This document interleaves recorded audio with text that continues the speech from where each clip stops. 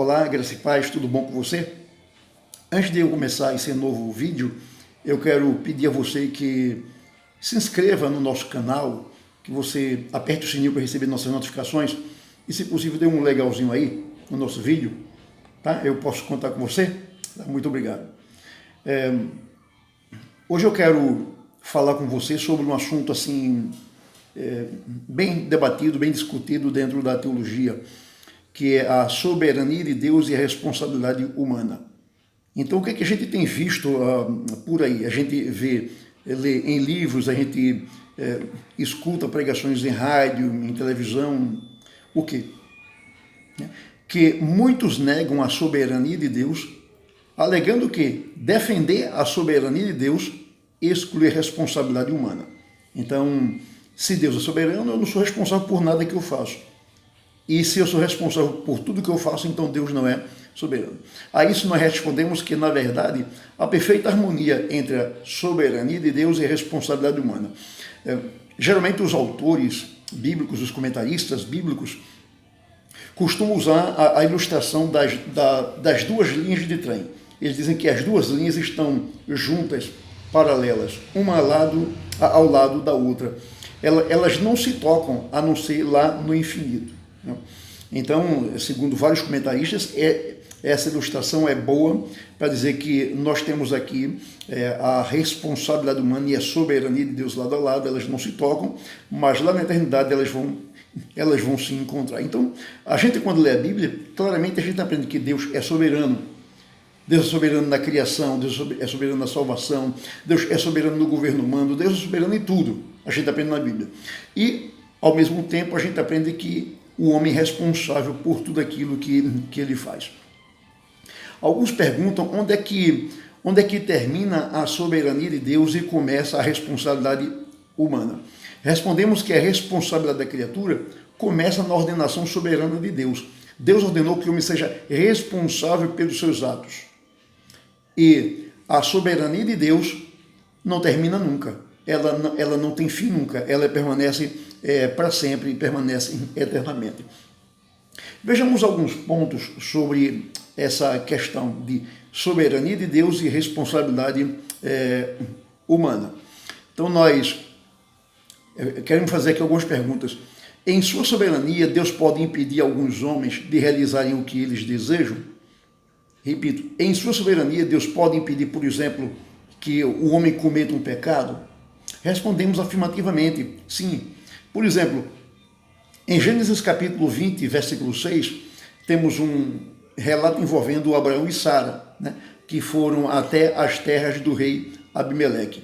E o texto diz assim: e disse-lhe Deus em sonhos, disse Deus a Abimeleque: bem sei eu que na sinceridade do teu coração fizeste isto, e também eu te tenho impedido de pecar contra mim, por isso não te permiti tocá-la. Né? Então, o episódio aqui é que quando Abraão chega com Sara nas terras de Abimeleque, ele diz a ela: olha, vamos combinar aqui uma coisa, você, quando a gente chega nas terras de Abimeleque, se ele perguntar quem é você, diga que é minha irmã, porque se você disser que é minha mulher, ele pode me matar para ficar com você. Então você diga que é minha irmã, ok? Então foi isso que aconteceu. Quando chegaram lá nas terras de Abimeleque, que ele viu Sara, uma mulher, mesmo coroa, mas muito bonita, Abimeleque encantou-se por Sara e perguntou quem é ela. E então tanto Abraão quanto Sara disseram que eles eram irmãos. E então Abimeleque tomou Sara para o harém, mas Deus não permitiu que Abimeleque tivesse qualquer relação com Sara. Né? Diante disso, pessoas perguntam, então por que Deus não impediu Adão de pecar? Por que Deus não impediu que Satanás pecassem? Então, diante dessa pergunta, por que Deus não impediu Adão de pecar? Por que Deus não impediu Satanás de pecar? Alguns dizem, por causa do livre-arbítrio humano. Deus respeita o livre-arbítrio do homem. E então, como o homem tem livre-arbítrio, Deus não podia impedir que Adão pecasse, nem podia impedir que Satanás pecasse. Entendemos que essa resposta, ela é indigna de Deus que de fato é soberano, que se apresenta como o rei do universo, que está sentado no trono do universo, governando todas as coisas, inclusive nossos atos pecaminosos. Precisamos entender que os pensamentos do Senhor não são os nossos pensamentos, nem os nossos caminhos são os caminhos do Senhor. Então, Deus teve razões sábias e soberanas para permitir que Adão pecasse e permitir também que Satanás pecasse. O nosso problema, muitas vezes, consiste no fato de querermos ser mais sábios do que Deus e não aceitamos a vontade de Deus. Aqui cabe a lembrança da pergunta que Paulo faz em Romanos capítulo 9, verso 20. Quem és tu, homem, para discutires com Deus? Então Deus, em sua soberania, quis que Adão caísse. Em sua soberania, ele quis que Satanás e os demais anjos malignos caíssem. Então, foi da vontade soberana de Deus que isso acontecesse. Né? E Deus podia impedir, mas ele não quis impedir, porque ele tinha algum propósito por trás disso tudo. Em segundo lugar, como pode o pecador ser responsável de fazer o que ele não é capaz de fazer? E como é que ele pode ser condenado por não fazer o que ele é incapaz de fazer? Entendeu a pergunta? Como é que o pecador é responsável de fazer o que ele é incapaz de fazer? E como é que ele pode ser condenado por não fazer o que é incapaz de fazer? A Bíblia responde que, apesar da depravação do homem e apesar da incapacidade do homem, ele é inteiramente responsável.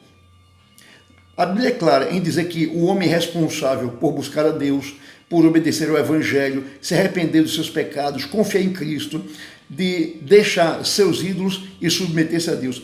A Bíblia nunca retira essa responsabilidade do homem. A Bíblia trata o homem como responsável diante dele. Então, o fato de que Deus exige do homem coisas que ele é incapaz de fazer é uma realidade. Por exemplo, a Bíblia diz: amarás a Deus de todo o teu coração, de toda a tua alma e de toda a tua mente. E diz mais: sede vós perfeitos como vosso Pai é perfeito. Arrependei-vos e crede no Evangelho. Então, tudo isso é exigência de Deus ao homem, e o homem é responsável em cumprir essas exigências de Deus. O homem não regenerado é incapaz de fazer todas essas coisas. Ele é incapaz de amar a Deus sobre todas as coisas, é incapaz de ser perfeito como Deus é imperfeito, ele é incapaz de arrepender-se por si mesmo e crer no Evangelho, ele é incapaz de fazer tudo isso. Mas isso não muda a sua responsabilidade e o dever de fazê-las. Embora o homem tenha perdido a sua capacidade, quando ele caiu lá no Éden, ele foi criado com capacidade de amar a Deus, ele foi criado com capacidade de fazer a vontade de Deus. Então, essa capacidade ele perdeu lá no Éden, quando ele desobedeceu a Deus.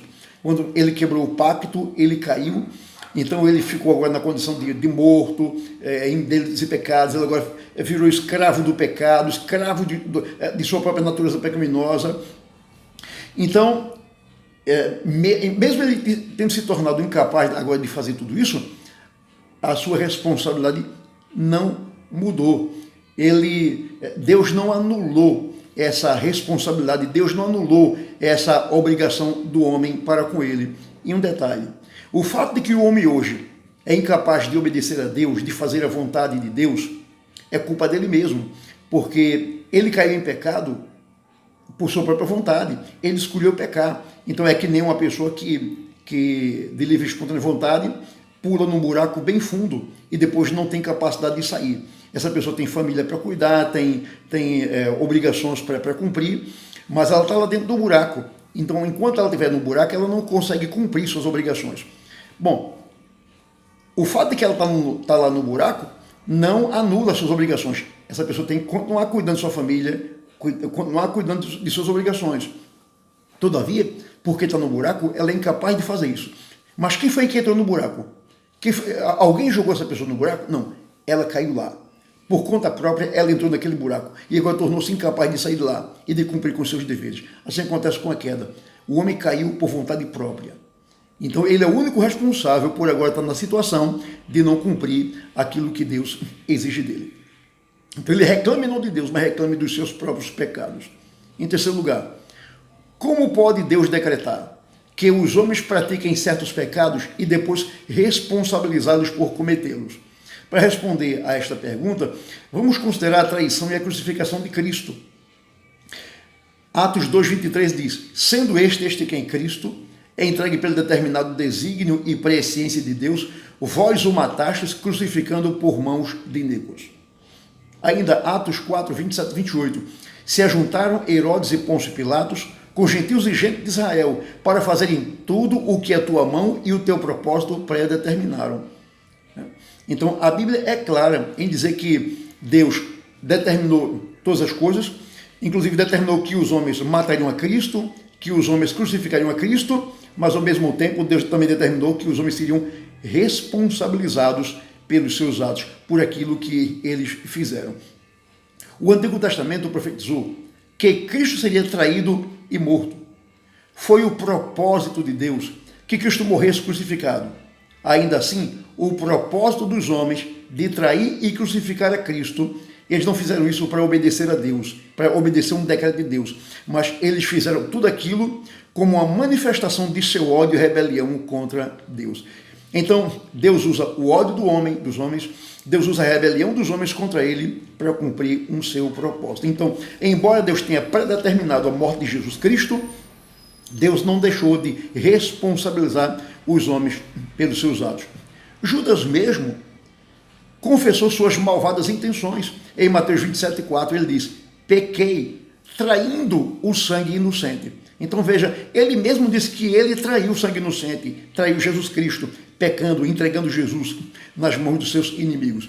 Por esse motivo, Judas foi condenado por Deus. A traição de Judas formou uma parte do plano eterno de Deus, mas isto não livrou Judas de sua responsabilidade. Então, Deus é sábio e sabe como fazer as coisas. Então, Deus é sábio e decretou todas as coisas. Ele decretou que Judas trairia Cristo, mas ele fez de uma forma tão sábia que Judas seria o único responsável pelo seu crime, o único responsável pelo seu pecado, e não Deus. Cristo mesmo afirmou este ponto em Lucas 22, dizendo assim: e na verdade o Filho do Homem vai segundo o que está determinado, mas ai daquele por intermédio de quem ele está sendo traído. Então veja, embora Judas tenha sido colocado no plano de Deus para trair Jesus, Deus nunca anulou a responsabilidade de Judas. Deus nunca inocentou Judas. Judas foi responsável por aquilo que ele fez. Os propósitos, os motivos e os propósitos malvados dos homens nascem de seu próprio coração e, portanto, são responsáveis perante Deus. O coração perverso dos homens produz as más obras, mas Deus refreia e dirige esta maldade para cumprir através dela seus propósitos. Então Deus usa a maldade dos homens para cumprir os seus propósitos. Um grande exemplo disso é José. Veja, por exemplo, Gênesis 45, 3-5. José disse a seus irmãos: eu sou José, vive ainda meu pai? E seus irmãos não lhe puderam responder, porque ficaram atemorizados perante ele. Disse José a seus irmãos: agora chegai-vos a mim. E chegaram-se. Então disse: eu sou José, vosso irmão, a quem vendestes para o Egito. Agora, pois, não vos entristeçais, nem vos irriteis contra vós mesmos, por me haverdes vendido para aqui. Porque, para a conservação da vida, Deus me enviou adiante de vós. Então, note que José aqui mostra as duas coisas: a responsabilidade de seus irmãos. Seus irmãos o venderam para o Egito por inveja, por ciúme dele. Os irmãos o venderam como um ato mau do seu coração. Mas Deus usou aquele ato mau dos irmãos de José e o transformou em bem. Então, em última instância, quem mandou José para o Egito foi Deus em sua soberania. E José entende isso quando diz: Deus me enviou adiante de vós. Então José estava lá no Egito, como escravo, não enviado primeiramente por seus irmãos que o venderam, mas porque Deus o enviou. Deus usou a maldade dos irmãos de José para cumprir o seu propósito. Ainda em Gênesis 50, 18-20, diz assim: depois vieram também seus irmãos, prostraram-se diante dele e disseram: eis-nos aqui por teus servos. Respondeu-lhe José: não temais, acaso estou eu em lugar de Deus? Vós, na verdade, intentastes o mal contra mim, porém Deus o tornou em bem, para fazer como vedes agora, que se conserve muita gente em vida. Então veja que Deus reverte o mal em bem. O mal que os irmãos de José intentaram contra ele foi transformado em bem para a conservação da vida deles mesmos. Então, em última instância, não foram os irmãos de José que o venderam para o Egito, mas foi Deus que o mandou para lá, exatamente para conservar a linhagem do seu povo viva, por onde viria o Salvador. Então, embora Deus decrete o mal, embora Deus determine o mal, ele o faz de uma forma tão sábia que o homem é o único responsável por sua realização. Deus não é o autor do mal. Deus não é o autor do pecado. Embora ele decrete a entrada do pecado no mundo, o único responsável pelo pecado é o homem. O único responsável pelo mal praticado pelo homem é ele mesmo, o homem. Tiago, capítulo 1, 13 e 14, diz: ninguém ao ser tentado diga, sou tentado por Deus, porque Deus não pode ser tentado pelo mal e ele mesmo a ninguém tenta. Ao contrário, cada um é tentado pela sua própria cobiça, quando esta o atrai e seduz. Então Deus pode usar a maldade do coração do homem para cumprir um propósito dele, sem que com isso ele seja responsável pelo mal que há no coração do homem, sem que com isso ele seja responsável pelo pecado que há no coração do homem. Deus não é autor do mal moral, Deus não é autor do pecado. O pecado nasce no coração do homem, o homem caído, o homem rebelde contra Deus. Embora Deus determine tudo, Deus não é autor do pecado, não é autor do mal moral. Em quarto lugar, como pode o pecador ser responsável de receber a Cristo e ser responsável por rejeitá-lo quando Deus não o tem escolhido para ser salvo? Bom, em primeiro lugar, temos que compreender que ninguém pode saber com plena certeza que não é um dos escolhidos de Deus. Esse conhecimento pertence somente ao conselho secreto de Deus, ao qual nenhum homem pode ter acesso. Ou seja, nenhum pecador que ainda não é crente sabe se é eleito ou não, né? Ninguém sabe. Nós, pregadores do Evangelho, pregamos o Evangelho a todos, para que os eleitos ouçam o Evangelho, sejam eficazmente chamados pela graça de Cristo e sejam salvos. Mas nós não sabemos quem são os eleitos, nem quem não são os eleitos, porque ninguém tem um letreiro na testa, sou eleito ou não eleito. Nós, pregadores, não sabemos, e o próprio pecador também não sabe. Ele pode ser eleito, mas não sabe ainda, né, que ele é eleito. Então, esse conhecimento de quem é eleito e quem não é eleito pertence a Deus. Por isso que nós temos que pregar o Evangelho, para que os eleitos em algum lugar do mundo, ouvindo o Evangelho, se convertam a Cristo. A vontade revelada de Deus, ou seja, a Bíblia Sagrada, é a norma da responsabilidade humana. Deus tem revelado em sua palavra que todas as pessoas devem arrepender-se e crer no Evangelho. Por isso que nós, calvinistas, nós quando oramos como se tudo dependesse de Deus. E quando nós pregamos, quando evangelizamos como se tudo dependesse do pecador. Daí a gente prega para que o pecador se arrepende, mas sabendo nós que o pecador só vai se arrepender se ele for um eleito de Deus e se Deus conceder a graça do arrependimento e a graça da fé, né? Mas a gente não sabe, então por isso que a gente tem que pregar e desafiar os pecadores ao arrependimento, para que Deus toque no coração deles e então se arrependam e creiam em Jesus Cristo. Atos 17:30 diz: Deus não levou em conta os tempos da ignorância, agora, porém, notifica aos homens que todos, em toda parte, se arrependam. Certamente que não é qualquer pessoa que vai se arrepender, mas apenas os eleitos vão se arrepender. Como eu não sei quem são os eleitos, então eu devo anunciar o Evangelho para todos. Então, quem tem ouvidos, ouve o Evangelho. Porém, somente aqueles que são eleitos vão ouvir o Evangelho, não apenas com esses ouvidos, mas com os ouvidos do coração, com os ouvidos da alma, e vão se arrepender e crer no Evangelho. 1 João 3,23 diz: o seu mandamento é este, que creiamos em o nome de seu Filho, Jesus Cristo, e nos amemos uns aos outros, segundo o mandamento que nos ordenou. Então, nós, pregadores, somos obrigados, ordenados por Deus, a pregar o Evangelho para todo mundo. Dizer que todo mundo tem que se arrepender dos seus pecados, dizer que todo mundo tem que amar a Deus, tem que amar os mandamentos do Senhor, tem que guardar os mandamentos do Senhor, embora nós saibamos que nem todo mundo pode fazer isso. Nem todo mundo fará isso. Só quem fará isso serão os eleitos de Deus. E eles farão no tempo hábil, no tempo determinado pelo próprio Deus, para que eles façam isso. Deus tem a hora certa para chamar cada um dos seus eleitos ao arrependimento e à fé em Jesus Cristo. Então, se o pecador, sinceramente, se arrepende de seus pecados, se ele crê em Cristo e se ele clamar por salvação, então Deus responderá a seu clamor, porque a Bíblia diz: todo aquele que invocar o nome do Senhor será salvo. Claro que só os eleitos vão fazer isso, mas nós não sabemos. Aí por isso que nós temos que pregar o Evangelho a todos e desafiar todos, para que todos clamem pelo nome de Jesus, invoquem o nome de Jesus. Mas apenas os eleitos farão isso. Tal como um homem que esteja morrendo, sem forças nem habilidade para salvar a si mesmo, deveria clamar por ajuda, assim também o pecador, incapaz de salvar a si mesmo, deve clamar a Deus, a fim de que ele faça o que o pecador é incapaz de realizar. Ou seja, O pecador é incapaz de dar vida a ele mesmo. Então, ele clama e Deus lhe concede vida. Mas certamente que o único pecador que clama é o pecador eleito, e ele vai clamar exatamente na hora que Deus determinar que ele clame. Então, quando o pecador clama a Deus por salvação, ele demonstra com esse ato de que ele é eleito. Como é que o pecador pode saber se ele é eleito?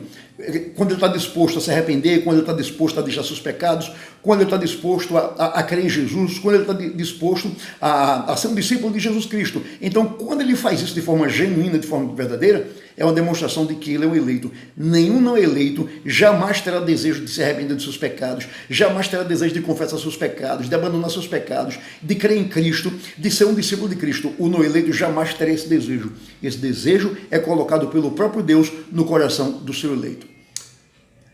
Porém, se o pecador está decidido a aparecer e recusar vir a Cristo, então não pode culpar ninguém, senão a si mesmo. Então, você prega o evangelho, o pecador não quer e morre sem Cristo, então ele não deve culpar ninguém, mas deve culpar a ele mesmo, que não quis crer em Jesus. A nossa conclusão é a seguinte: diante da soberania de Deus, o homem só terá uma de duas posturas.